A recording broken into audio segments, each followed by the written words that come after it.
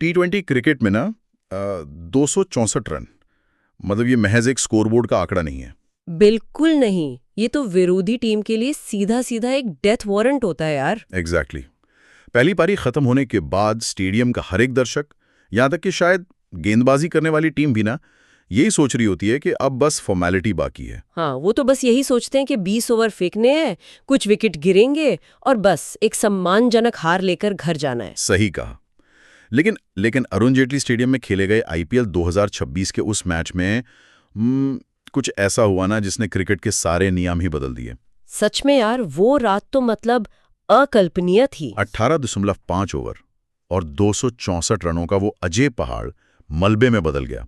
आज के इस गहरे विश्लेषण में ना हमारे पास उस रात के तमाम स्रोत मौजूद हैं। हाँ, जैसे मैच का डेटा, खिलाड़ियों के इम्पैक्ट हीट मैप्स और वो कमाल की स्ट्राइक रेट टाइमलाइंस। बिल्कुल। और हमारा आज का मिशन यही समझना है कि एक 20 ओवर के गेम में 529 रनों का महासागर आखिर कैसे बन गया और पंजाब किंग्स ने दिल्ली के इस असंभव से दिखने वाले लक्ष्य को इतनी बेरहमी से कैसे तोड़ा। ये बहुत ही दिलचस्प होने वाला है। और हाँ, चर्चा में आगे बढ़ने से पहले हमारे YouTube चैनल क्रिकेट दरबार को सब्सक्राइब करना मत भूलिएगा, ताकि आपको ऐसी डीप डाइव्स मिलते रहें। तो चलिए इसे थोड़ा खोलकर समझते हैं। देखिए, अगर हम इस मैच को बड़े परिदृश्य में रखकर देखें ना, तो ये सिर्फ एक सफल रन चेज नहीं है। तो फिर क्या है ये? ये आधुनिक T20 क्रिकेट में एक, क्या कहते हैं उसे, एक पैराडाइम शिफ्ट है। एक समय था जब 180 रन सेफ माने जाते थे। हाँ, फिर वो 200 हो गए। बिल्कुल, लेकिन इस मैच ने साबित कर दिया है कि बल्लेबाजी की मानसिकता अब इस कदर बदल चुकी है कि कोई भी लक्ष्य, मतलब कोई भी सुरक्षित नहीं है। ये तो है। तो चलिए कहानी की शुरुआत करते हैं उस असंभव पहाड़ के निर्माण से। दिल्ली कैपिटल्स की पहली पारी 20 ओवर 264 रन और केवल 2 विकेट। और इस पारी के केंद्र में कौन था? केएल राहुल। अरे बाप रे, राहुल की वो नाबाद 152 रनों की पारी। ऐसा लग रहा था जैसे वो किसी वीडियो गेम में बैटिंग कर रहे हो। हाँ यार, लेकिन जब हम उनकी स्ट्राइक रेट टाइमलाइन देखते हैं ना, तो पता चलता है कि ये पारी एक ही स्पीड में नहीं खेली गई थी। अच्छा, तो क्या अलग था उसमें? ये 3 बिल्कुल अलग अलग चरणों में बटी हुई थी। उनका जो पहला चरण था वो काफी सतर्क था, वो पिच को समझ रहे थे। हाँ, कोई खास रिस्क नहीं ले रहे थे वो शुरुआत में। लेकिन फिर एक ऐसा पल आया ना जिसने इस पूरी पारी का बटरफ्लाई इफेक्ट तय कर दिया। एग्जैक्टली, वो कैच ड्रॉप। हाँ, जब राहुल सिर्फ 12 रन पर थे, शशांक सिंह ने उनका एक कैच छोड़ दिया। और वो कोई साधारण कैच ड्रॉप नहीं था। T20 में एक इनफॉर्म बल्लेबाज को जीवन दान देना हमेशा खतरनाक होता है। बिल्कुल, और राहुल ने इस जीवन दान का तो एक अलग ही लेवल पर पहुंचा दिया। हाँ ना, उस ड्रॉप के बाद जो दूसरा चरण शुरू हुआ, वो नियंत्रण और आक्रामकता का ऐसा कॉम्बो था जो कम ही दिखता है। मतलब उन्होंने अगली 47 गेंदों में ही शतक ठोक दिया, दिल्ली कैपिटल्स के इतिहास का सबसे तेज शतक। और उस दौरान उन्होंने स्पिनरों की लेंथ बिगाड़ी, तेज गेंदबाजों की गति का इस्तेमाल किया, मैदान का कोई कोना नहीं छोड़ा। और फिर आता है तीसरा चरण, जिसे मैं सीधे शब्दों में महाविस्फोट कहूंगा। 100 रन पूरे करने के बाद का फेज। हाँ, अगले 50 से ज्यादा रन राहुल ने सिर्फ 20 गेंदों में बना दिए। अरे बाप रे। जरा आंकड़े सुनिए। 67 गेंदों में नाबाद 152 रन, 16 चौके और 9 छक्के। उनका स्ट्राइक रेट 226 के पार था। इतने लंबे स्कोर के लिए ये दिमाग सुन कर देने वाला है। और इसके साथ ही वो आईपीएल इतिहास में 150 रन बनाने वाले पहले भारतीय बन गए। लेकिन दूसरे छोर पर नीतीश राणा भी तो खामोश नहीं थे। बिल्कुल नहीं। राणा ने 44 गेंदों में 91 रन बनाए, 11 चौके, 4 छक्के। दोनों ने मिलकर 95 गेंदों में 220 रनों की पार्टनरशिप की, 13.20 रन प्रति ओवर। पंजाब के सिर्फ अर्शदीप और जेवियर बार्टलेट ही थोड़े बहुत बच सके इस तूफान से। लेकिन यहाँ मैं एक तीखा सवाल उठाना चाहता हूँ। हाँ, पूछिए। मतलब थ्योरी में तो 264 बहुत बड़ा लगता है, लेकिन क्या दिल्ली की ये पारी एक वन मैन शो नहीं थी? आप राहुल के 152 रनों की बात कर रहे हैं? हाँ, मतलब कुल स्कोर के आधे से ज्यादा रन तो अकेले उनके थे। क्या राहुल पर इतनी भारी निर्भरता बाद में दिल्ली के लिए खतरनाक साबित हुई? ये बहुत ही पैनी नज़र वाला सवाल है। देखिए, यहाँ हमें व्यक्तिगत श्रेष्ठता बनाम सामूहिक आक्रमण के सिद्धांत को समझना होगा। थोड़ा आसान भाषा में समझाएंगी? हाँ, मतलब राहुल की पारी महान थी, लेकिन जब आप 265 का पीछा कर रहे होते हैं ना, तो एक खिलाड़ी 150 रन बनाकर मैच नहीं जिता सकता। क्यों? क्योंकि 150 रन बनाने के लिए गेंदें चाहिए, समय चाहिए, और इतना बड़ा चेस करते समय ही तो नहीं होता। अच्छा, तो पंजाब को कुछ अलग करना था। एग्जैक्टली पंजाब को 11 खिलाड़ियों की जरूरत थी जो एक ही माइंडसेट से खेलें, और उन्होंने दिल्ली के इस वन मैन शो का जवाब एक 3 pronged अटैक से दिया। 3 pronged अटैक? हाँ, मतलब 3 तरफा हमला? हाँ, पंजाब को पूरी टीम से 200 से ज्यादा का स्ट्राइक रेट चाहिए था।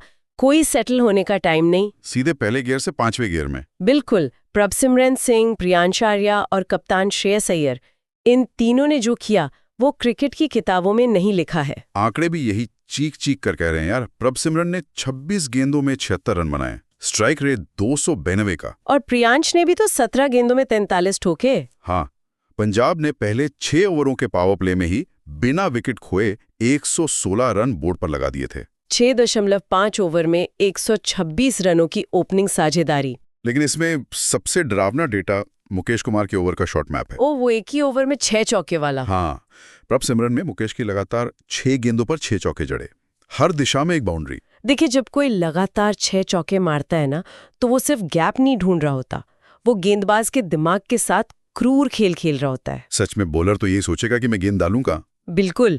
इन 6 ओवरों ने उस भारी लक्ष्य को ना मनोवैज्ञानिक रूप से एकदम बौना कर दिया था। लेकिन यार, यहाँ बात सच में बहुत दिलचस्प हो जाती है। इतनी तेज शुरुआत अक्सर जल्दी विकेट गिरने का कारण भी तो बनती है। हाँ, रिस्क तो था। तो क्या ये रणनीतिक जुबानी थी? मतलब अगर वो पावर प्ले में 3 विकेट खो देते तो मैच तो वहीं खत्म था। देखिए, ये एक बेहद हाई रिस्क रणनीति थी, इसमें कोई शक नहीं है। लेकिन ये अंधाधुंध जुआ नहीं था, ये कैलकुलेटेड रिस्क था। वो कैसे? जब आपके सामने 265 का लक्ष्य हो, तो सेफ खेलकर तो आप पक्का हारने वाले हैं। आप बस हार का अंतर कम कर सकते हैं। हाँ, ये बात तो है। तो पंजाब की रणनीति ये थी कि शुरू में ही रन रेट के उस भारी दबाव को पूरी तरह से खत्म कर दो। मतलब 116 रन बनाकर उन्होंने वो असंभव चढ़ाई को एक नॉर्मल चेज में बदल दिया। एग्जैक्टली। अब उन्हें बचे हुए ओवरों में 10 या 11 के रेट से रन बनाने थे, जो आज के टाइम में बहुत आम बात है। लेकिन मिडिल ओवर्स का ड्रामा तो अभी बाकी था। T20 में मिडिल ओवर्स हमेशा सरप्राइज लेकर आते हैं। हाँ, और यहीं पर दिल्ली ने वापसी की, अपनी आखिरी और सबसे मजबूत कोशिश की। कुलदीप यादव का स्पेल, अगर हम उनके हीट मैप को देखें तो वो लगातार एक ही टप्पे पर गेंद डाल रहे थे। और उनका ये पलटवार काबिले तारीफ था। 4 ओवर में 46 रन देकर 2 विकेट।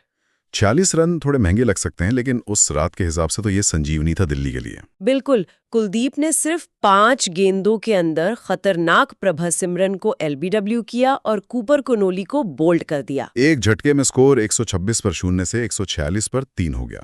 ये मैच का टर्निंग पॉइंट हो सकता था। कुलदीप ने मोमेंटम को दिल्ली की तरफ मोड़ दिया था। लेकिन फिर खराब फील्डिंग और दुर्भाग्य ने खेल का पूरा रुख ही पलट दिया यार। वो लुंगी एनगीडी वाला कैच। हाँ, वो कैच लेते हुए भयानक रूप से गिरे और उन्हें स्ट्रेचर पर बाहर ले जाना पड़ा। देखिए, किसी भी टीम के लिए अपने मुख्य गेंदबाज को ऐसे स्ट्रेचर पर बाहर जाते देखना बहुत बड़ा मनोवैज्ञानिक झटका होता है। टीम का मनोबल ही टूट जाता है। बिल्कुल। उनका जो डिफेंसिव स्ट्रक्चर था ना, वो पूरी तरह से बिखर गया। और उस बिखराव का असर तुरंत दिखा। करुण नायर ने 3 गेंदों के अंदर श्रेयस अय्यर के 2 बेहद आसान कैच छोड़ दिए, लॉन्ग ऑफ और लॉन्ग ऑन पर। हाँ, तो मेरा सवाल यह है कि जब स्कोर 146 पर 3 था, तब तो पंजाब को पैनिक करना चाहिए था। ये दबाव दिल्ली कैसे हार गई? ये क्रिकेट की सबसे दिलचस्प पहेलियों में से एक है। जब दूसरी टीम 10 ओवर में 140 पार कर ले, तो गेंदबाज असुरक्षित हो जाता है। मतलब कुलदीप ने जाल बुना, फंसाया भी, लेकिन कैच छूट गया। एग्जैक्टली। जब कैच छूटता है ना, तो बॉलर का अपने फील्डर्स और रणनीति से विश्वास उठ जाता है। वो सोचता होगा कि यार अब विकेट के लिए और क्या करूं मैं। हाँ, और श्रेयस अय्यर जैसे खिलाड़ी को जीवन दान देना ये सिर्फ रन नहीं देता, ये गेंदबाज का आत्मविश्वास तोड़ देता है। और ऊपर से पंजाब की बैटिंग डेप्थ, एक के बाद एक हिटर आ रहे थे। हाँ, कुलदीप की सारी मेहनत पर पानी फिर गया। और कप्तान श्रेयस ने उन जीवनदानों का जो फायदा उठाया ना, चलिए उस फिनिशिंग टच की बात करते हैं। श्रेयस की कप्तानी पारी। हाँ, अपनी पुरानी टीम के खिलाफ सिर्फ 36 गेंदों में नाबाद 71 रन। ये किसी फिल्मी कहानी से कम नहीं था। सच में। लेकिन अगर हम डेटा देखें तो उनकी इस पारी के भी 2 साफ हिस्से थे। अच्छा, उन्होंने कैसे बुनी अपनी पारी? देखिए, जब कुलदीप ने विकेट्स निकाले थे तब अय्यर ने एक एंकर की भूमिका निभाई, कोई हड़बड़ी नहीं की। मतलब सिंगल्स डबल से स्कोरबोर्ड चलाते रहे। हाँ, उन्होंने देखा कि किसे सुरक्षित खेलना है, ये पहला चरण था। और फिर दूसरा चरण? फिर वो अचानक एक खूंखार फिनिशर बन गए। उन्होंने कुलदीप और नटराजन दोनों के खिलाफ लगातार छक्के जड़े। पारी में कुल 7 छक्के और 3 चौके। नटराजन की यॉर्कर को तो उन्होंने जैसे डिकोडी कर लिया था। यही तो एक मास्टर चेस प्लेयर की पहचान है। पहले सुनिश्चित किया कि और विकेट न गिरे, फिर गियर बदला। मतलब जज्बाती होकर नहीं, ठंडे दिमाग से आक्रमण किया। बिल्कुल। और उनके साथ शशांक सिंह ने 19 रन बनाए और इम्पैक्ट प्लेयर नेहल वडेरा ने 25 रनों की पारी खेली। और नतीजा ये कि पंजाब किंग्स ने 7 गेंदें बाकी रहते, मतलब सिर्फ 18.5 ओवर में लक्ष्य हासिल कर लिया। 265 रन, 7 गेंदें बचाकर। सोचिए दिल्ली की टीम कितनी बेबस महसूस कर रही होगी। सच में यार, और इसके साथ ही इतिहास के पन्ने पलट गए। ये आईपीएल इतिहास का सबसे बड़ा रनचेज बन गया है। उन्होंने अपना ही पुराना रिकॉर्ड तोड़ दिया ना। हाँ, वो जो 2024 में केकेआर के खिलाफ 262 बनाए थे और राजस्थान के उन 224 के रिकॉर्ड्स को भी पीछे छोड़ दिया। पंजाब किंग्स तो अब रन चेस का निर्विवाद बॉस बन गया है। एकदम। और पॉइंट्स टेबल पर देखिए, 7 मैच, 6 जीत, कोई हार नहीं। वो एक अजय रथ पर सवार हैं। ये मैच ये भी दिखाता है कि आज की T20 टीम्स डेटा और एनालिटिक्स को कितनी गहराई से इस्तेमाल कर रही हैं। तो अगर हम इस पूरे एनालिसिस को समेटें तो हमने एक ही रात में 529 रनों का सैलाब देखा। राहुल का वो ऐतिहासिक शतक देखा। पावर प्ले का वो तूफान देखा जिसने 264 के पहाड़ को बौना कर दिया। और श्रेयस अय्यर का वो शांत लेकिन खतरनाक फिनिशिंग टच देखा। ये रात सच में क्रिकेट की सबसे ऐतिहासिक रात थी। बिल्कुल। लेकिन इस सब के बाद ना, मेरे मन में एक सवाल है। क्या सवाल? अगर 20 ओवर में 265 का लक्ष्य भी सुरक्षित नहीं है, अगर अच्छी गेंदों पर भी छक्के पड़ रहे हैं, तो क्या T20 क्रिकेट में गेंदबाजों का अस्तित्व खत्म होने की कगार पर है? ये बहुत डरावना सवाल है ना? क्या वो बस गेंदबाजी मशीन बन गए हैं? क्या खेल के नीति निर्माताओं को अब पेचीदा नियमों में कोई बड़ा बदलाव करना पड़ेगा? मतलब बल्ले और गेंद के बीच संतुलन वापस लाने के लिए। हाँ, ये एक ऐसा अकल्पनीय विचार है जिस पर शायद अब गहराई से सोचने का वक्त आ गया है। चलिए, आज के इस डीप डाइव में बस इतना ही। शुक्रिया।